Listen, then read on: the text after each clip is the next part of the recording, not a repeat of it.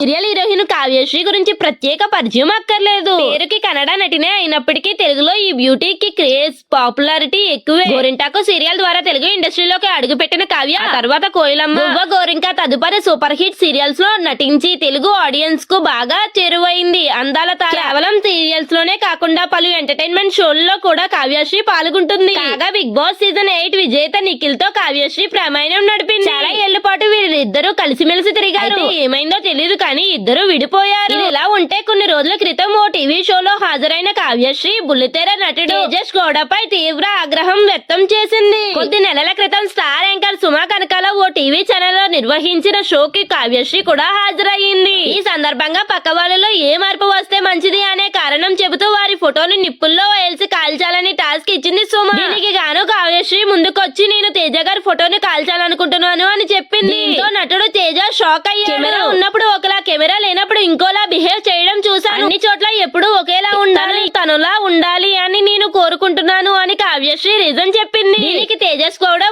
స్పందిస్తూ అనుకున్నట్లు నేను ఎలా ఉంటాను, నేను ఎలా ఉండాలో అలాగే ఉంటాను.